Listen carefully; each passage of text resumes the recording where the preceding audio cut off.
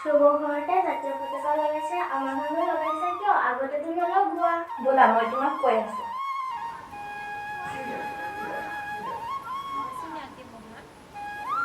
এইবাৰ আমাৰ ভাৰতখন স্বাধীন হোৱা ৭৫তম বছৰ হ'ল। সেইকাৰণে ভাৰতৰ প্ৰধানমন্ত্ৰীয়ে এইবাৰ অমৃত মহোৎসৱ হিচাপে পালন কৰিব দিছে। সেইকাৰণে সকলোৰে ঘৰত এইবাৰ পতাকা লগাইছে। মা, আমাৰ কাকা জানো 15 আগষ্টৰ দিনটোতে মৃত্যু হোৱা নাছিলে? কেনেকে মৃত্যু হৈছিল? তুমিতো মোক নকলা, আজি ক'বই লাগিব। তোমাৰ কাকা মৃত্যু হোৱা নাছিল নহয়, তোমাৰ কাকা শ্বহীদ হৈছিল। 1985 চনত বিদেশৰ পৰা কিছুমান দুষ্কৃতিকাৰী আহি আমাৰ ভাৰতত আক্ৰমণ চলাইছিল। আমি তাত গৈ পেলাই গোটেই ভাৰততে বিয়পি পৰিব লাগিব। বিয়পি পৰি এঘৰত গৈ পেলাই আমি মানুহ আমাৰ ফুলে কৰিব লাগিব। সিহঁতক লাগিলে যদি কোনোবাই বিৰোধ কৰে, সিহঁতক খালাচ, ডাইৰেক্ট খালাচ। আমি মুঠতে সিহঁতক গোটেই বিয়পি কৰিব লাগিব। আমি চাৰিওফালে কাইলৈ বিয়পি পৰিব লাগিব। আমি ৰাতিটো ইয়াতে কটাম, কাইলৈ সিহঁতক দেখা যাব। আমি গধূলি হোৱাৰ লগে লগে সিহঁতক এটা সতৰ্কবাণী দিব লাগিব। ঠিক আছে, এটা গুলি ফুটাই আৰু ৰাতিপুৱাই গৈ ঘৰে ঘৰে গৈ সিহঁতক আমাৰ ফুলে কৰিব লাগিব। সিহঁতক আমাৰ দপ কপনি সিহঁতক দেখুৱাব লাগিব। আৰু গুলিৰ শব্দ শুনাৰ পাছত যদি কাৰোবাক আমি বাহিৰত পাওঁ, ডাইৰেক্ট শ্বুট কৰিব লাগিব আৰু খালাচ কৰি দিম। সিহঁতে আমাৰ তলত চলিব লাগিব। সিহঁতে ভাৰততো আক্ৰমণ চলোৱাৰ লগতে অসমৰো গাঁওসমূহত আক্ৰমণ চলাইছিল। দিনতো মানুহে ওলোৱা সোমোৱা কৰিবলৈ ভয় কৰিছিল। সন্ধিয়াতে দুৱাৰ খিৰিকী জপাই সকলো মানুহ ভিতৰ সোমাইছিল। গুলি শব্দ শুনিলেই ভয় খোৱা হৈছিল চবেই। সিহঁতে মানুহ হত্যা কৰিবলৈও কুণ্ঠাবোধ কৰা নাছিল।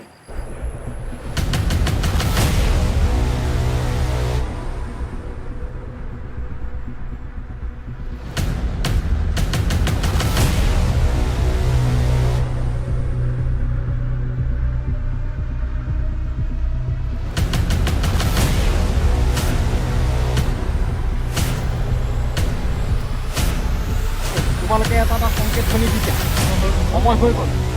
ইয়াৰ পিছত কোনোবা ওলালে ডাইৰেক্ট গুলি কৰিবা। দি দিয়া।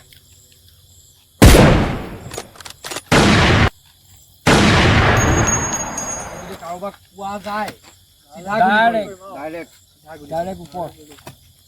অলপ টাইম ইয়াতে ৰখো।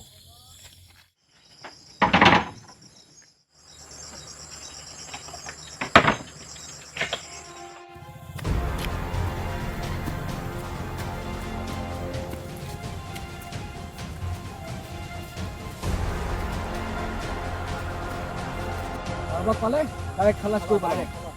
ঐ, কোনোবা আহিছে। আমাৰ ৰাতি কিয় ক'লে যাওঁ? গুলি শব্দ শুনাৰ পিছতো তাৰ বাহিৰলৈ কিয় ওলাইছে? ইয়াক নাহিলেহে মানুহে ভয় খাব। ইয়াক মাৰিব লাগিব।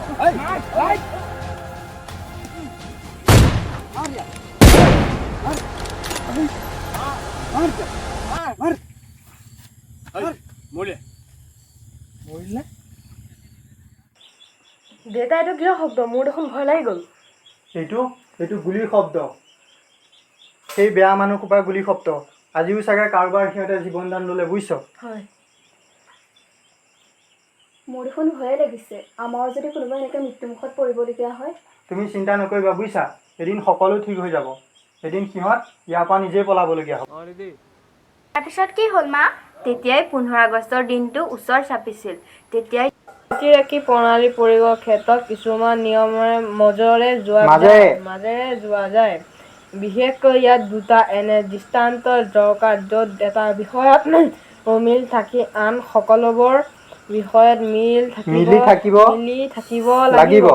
পৰীক্ষণৰ মাধ্যমেৰে নিয়ন্ত্ৰিত এনে এটা দৃষ্টান্ত সংগ্ৰহ কৰি কষ্টসাধ্য কাম ব্যতিৰেকী প্ৰণালী প্ৰয়োগত কাৰ্যৰ কাৰণৰ কোনো উৎপাদনে আপুনিতো দেশৰ পৰিস্থিতি দেখিছে। অকণ ঘূৰা ফুৰাটো কমকৈ কৰিব। আপোনাৰ কিবা এটা হ'লে ল'ৰাটোৰ কি হ'ব? তোমালোকে চিন্তা নকৰিবা। আৰু এই ইহঁতৰ কথা মতে আমি ইহঁতৰ তলত চলিলে নহ'ব, বুজিছা? আমিতো আমাৰ কৰ্তব্যবোৰ কৰিবই লাগিব। আমি সেইবুলি আৰু ঘৰৰ পৰা নোলাম নেকি? আৰু তুমি ল'ৰাটোৰ কাৰণে চিন্তা কৰিব নালাগে, বুজিছা? আপুনি এবাৰ ল'ৰাটোৰ মুখলৈ চাব।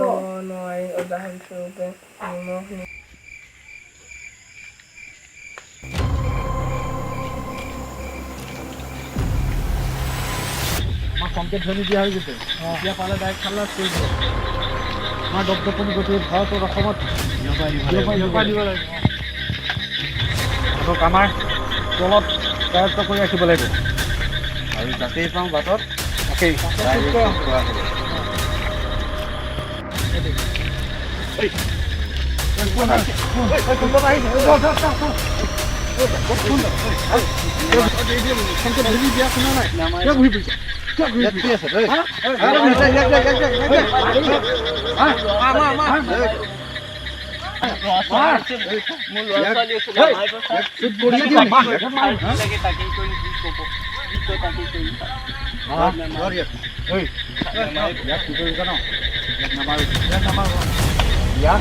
তই আমাক খবৰ দিব পাৰিবি না খবৰ দিব পাৰিম আমাক খবৰ দিব লাগিব গোটেই গাঁৱৰ খবৰ দিব লাগিব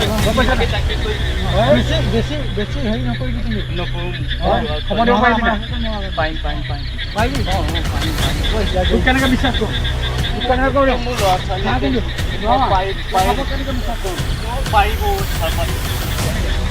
তই যদি আৰু গৈ পেলাই সিহঁতক কৈ দিয় ক'লে কিন্তু কাইলৈ খবৰ দিবি নিবি সিহঁতক বুলি হ'ব তেতিয়া তোৰ ঘৰত লাজ পাব হ'ব নাই হ'ব নাই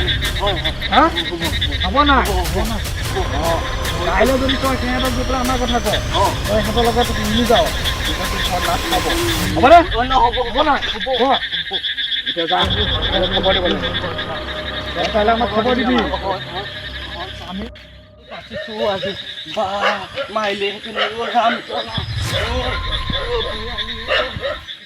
এই চন্দ্ৰধৰ বোলো চন্দ্ৰধৰ আছানে ঘৰত ছাৰ আহক হয় আছা হয় আহক ছাৰ হয়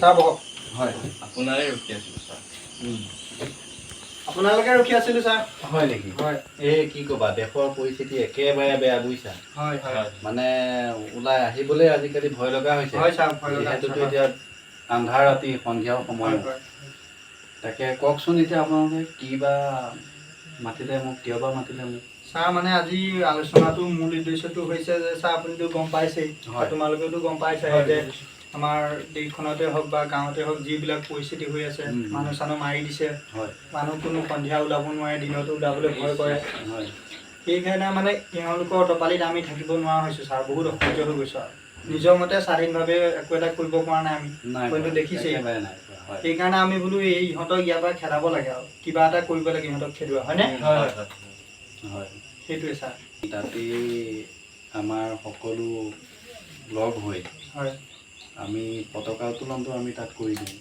আমাৰ স্বাধীনতাটোৰ কাৰণে আমাৰ দেশখনৰ কাৰণে আমাৰ গাঁওখনৰ কাৰণে আমাৰ উঠি অহা এইটো পৰিস্থিতি পতাকা উত্তোলনটো কৰিলে ভাল হ'ব জানো ছাৰ ভালটোতো কি কোৱা জানো পাই পতাকা উত্তোলন কৰে নে নকৰে কৰিব লাগিব তাকে ছাৰ কি কয় কৰিলেতো ভাল ছাৰ যদি কৰাটো হয় মানে খুব কম মানুহ ধৰক 2-4জন লৈহে আমি কৰিব পৰা যাব কাৰণ ইমানটো বেয়া পৰিস্থিতি আমি সৰহ সংখ্যক মানুহ লৈ মানে আমি ইমান হেৰি কৰিব নোৱাৰোঁ কাৰণ ভয় থাকিব সকলোৰে এটা গতিকে আমি খুব কম সংখ্যক মানুহ লৈ আমি পতাকা উত্তোলনটো কৰি দিয়া যাব আমি উত্তোলনটো আমি গুপ্তভাৱে কৰিব লাগিব দেখিছাই নহয় আৰু যাতে তেওঁলোকৰ হাতত কোনো যাতে খা খবৰ নপৰে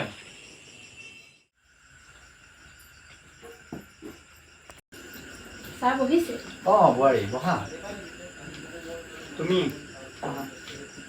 আপোনালোকে কি কথা পাতি আছে মই বৰ শুনি আছোঁ আপোনালোকে এইবাৰ পতাকা উত্তোলন কৰিব জানো দেশৰ পৰিস্থিতি যিহে হৈছে মানুহ ওলাবলৈকে ভয় লগা হৈছে হয় বোৱাৰী তুমি ঠিকেই কৈছা কিন্তু আমাৰো উপায় নোহোৱা হৈছে হয়নে বাৰু কাৰণ আমি কেনিও ওলাবই নোৱাৰোঁ বিদেশী মানুহৰ যি আমাৰ ওপৰত যি উপদ্ৰৱ চলি আছে আমিতো মানে কেনিও যাব নোৱাৰোঁ একো কৰিব নোৱাৰোঁ আমাৰ নৱপ্ৰজন্মৰ আমাৰ কি হ'ব সেইটো কাৰণে মানে আমি স্বাধীনতাটো বিচাৰোঁ আৰু আমি সেইকাৰণে পতাকা উত্তোলনটো কৰিব লাগিব কাৰণ এইটো আমাৰ কৰ্তব্য চাওঁ বিচনীখন লওক চাওঁ কাৰণ আমাৰ 15 আগষ্টতে আমাৰ এইটো স্বাধীনতা দিৱস আমি পালন কৰি আহিছোঁ প্ৰত্যেক বছৰে গতিকে আমিতো এওঁলোকৰ ঘৰত আমি নিজৰ কৰ্তব্যটো পাহৰি যাব নোৱাৰোঁ সেই হেতুকে বোৱাৰী আমাক এই ক্ষেত্ৰত বাধাটো নিদিবা। ঠিকে আছে, আপোনালোকে যি ভাল দেখে কৰক আৰু খালি সোনকালতে গৈ পতাকা উত্তোলন কৰি ঘৰলৈ গুচি আহিব। হয় হয়, আমি সোনকালে গৈ কামটো কৰি পেলাই আমি গুচি আহিব লাগিব। নে কি কোৱা? আমি তেতিয়াহ'লে পতাকা উত্তোলনটো কৰিম, সোনকালতে গৈ আমি সোনকালে কামটো কৰি আহিব লাগিব। আৰু ঠিক আছে, আজি আলোচনাটো ইয়াতে সমাপ্ত কৰি দিওঁ নে কি ছাৰ? সমাপ্ত কৰোঁ, নহ'লে পিছত আকৌ যাওঁতে আকৌ দিগদাৰ হ'ব। হয় হয় হয়, তেন্তে হ'লে মই আমিও যামেই আৰু বোৱাৰী বহা।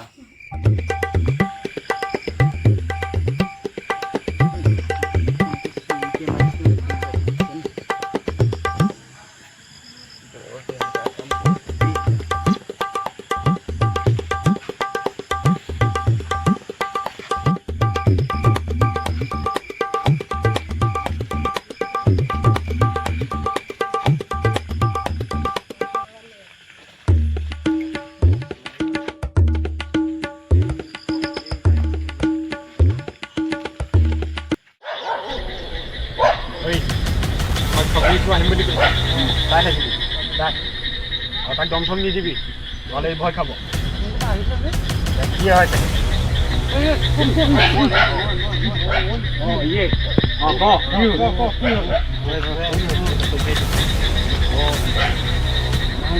চাই লওক হয় নহয়? হয় হয়, মই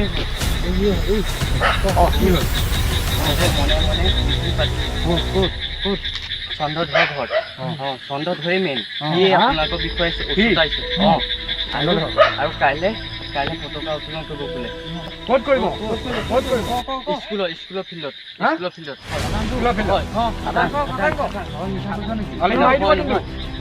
অৰ্ডাৰ দিছিলোঁ মই। আৰু কি কৈছিলে ক?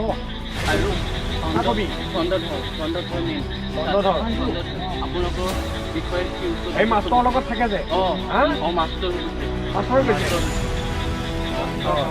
কাইলৈ ঠিক আছে, কাইলৈ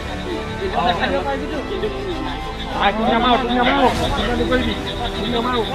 কিন্তু মই যদি মিছা কথা ক'লি তোৰ কাইলৈ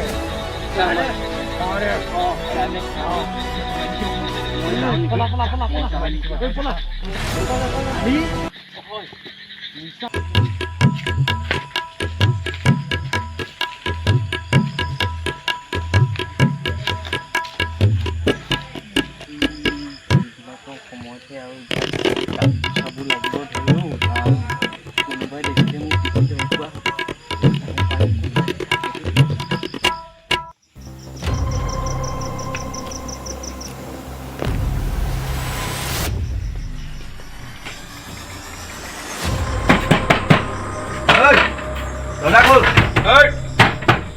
শুনিছ নাই? দৰজা খোল।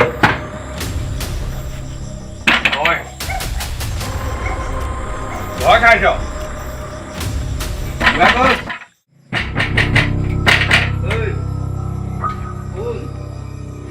তোক আমি মাৰিবলৈ অহা নাই, তোক আমি জনাবলৈহে আহিছোঁ। ৰাতি এইবিলাক মেল মিটিং পাতে। আৰু শুন, যদি তোৰ মৰিবলৈ ভয় আছে তেনেহ'লে তই ৰাতি মেল মিটিং পাতে। তোৰ কাৰণে মানুহে আপোনাক কৰিব পাৰে। যদি মনা কৰা পাছত তোৰ কাৰণে মানুহ ৰাতি কৰিবলৈ লৈছে। পিছত যদি কেনেবাকৈ গম পাওঁ আমি তই সেইবিলাক কাম কৰিছ বুলি কিন্তু আমি গুলি কৰিবলৈ পাইছোঁ। বুজিছ নাই? আমি জনাবলৈহে আহিছোঁ।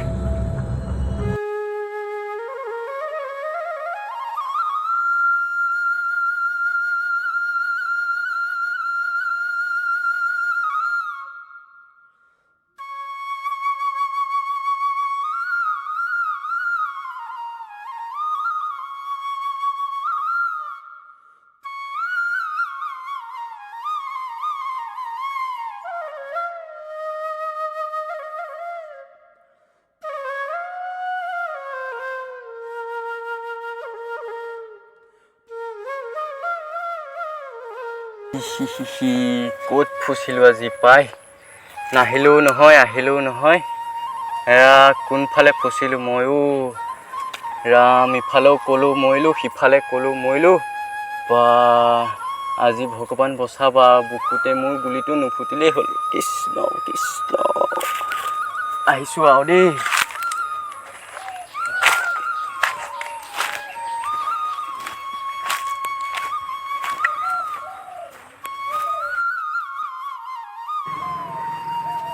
অঁ চাহ আহিলে হয় তোমালোক আহিলা হা বহুত দেৰি কৰিলা দেই এই পৰিস্থিতি বেয়া বুজিছা না অকণ সোনকালে কৰক আৰু হয় হয় সোনকালে কৰিব লাগে যি কৰিব লাগে হয়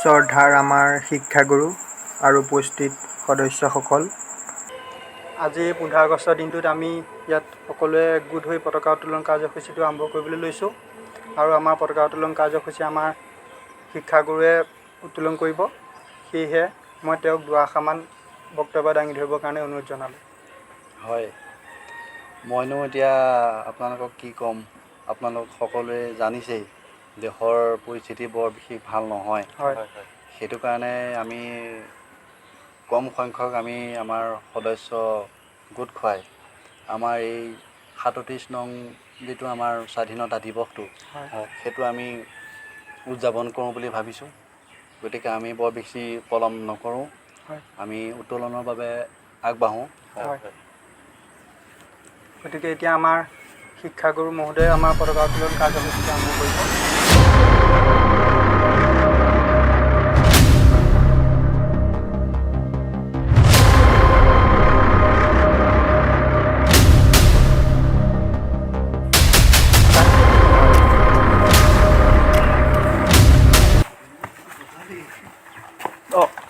এই আপোনালোকে ভয় নাখাব ভয় নাখাব আপোনালোকে ভয় নাখাব কোন পলাব কি কৰিবলৈ আহিছ এতিয়া কোন আপোনালোক কোন হয় তোক কালি আমি ঘৰত কৈ থৈ আহিছিলো নাই তই আৰু মানুহ গোটাই এইবিলাক কাম নকৰিবি বুলি অঁ ময়ে কৰিছিলোঁ মানুহ তোৰ কাৰণে গাঁৱৰ মানুহে আমালৈ ভয় নকৰা হৈছে অঁ মই কৰিমেই এক কদম নিহিলিবি নহ'লে আমি গুলি কৰিবলৈ বাধ্য হ'ম আপোনাৰ গুলিলে আমি ভয় নকৰোঁ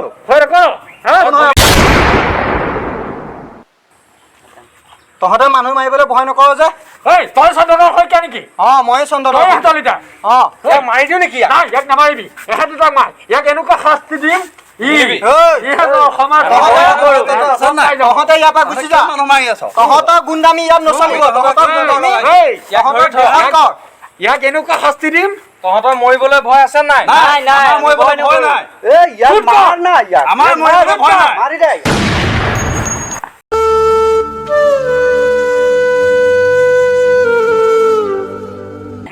মাৰিয়ে দিওঁ নেকি ইয়াত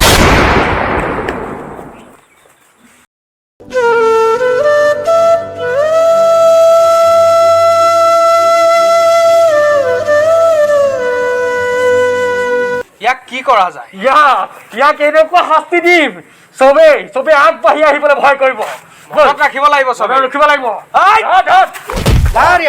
চবে মাৰিয়ক মাৰ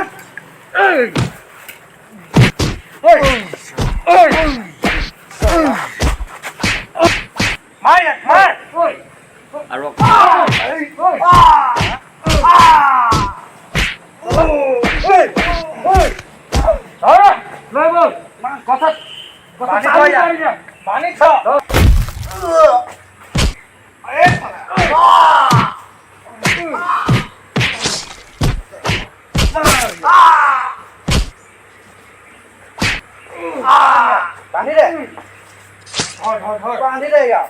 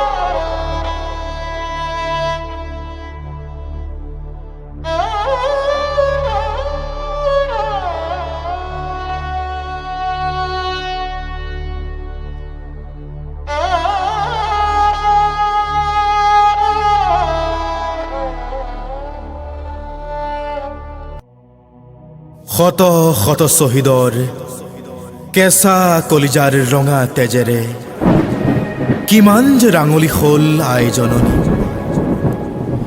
কিমান যে আই মাতৃৰ বুকু সুদা হ'ল, কত সতীৰ সেন্দুৰ মচা গ'ল, তথাপিও ক্লান্ত নহ'ল এই জননী। চাৰিও দিশে শুনো মাথো মৃত্যুৰ কিৰিলি। হে বীৰ শ্বহীদ, তুমি অমৰ, তুমি মহান। তোমাৰ এই ত্যাগক জনাও আমি শতবাৰ প্ৰণাম। তুমি অমৰ, তুমি মহান।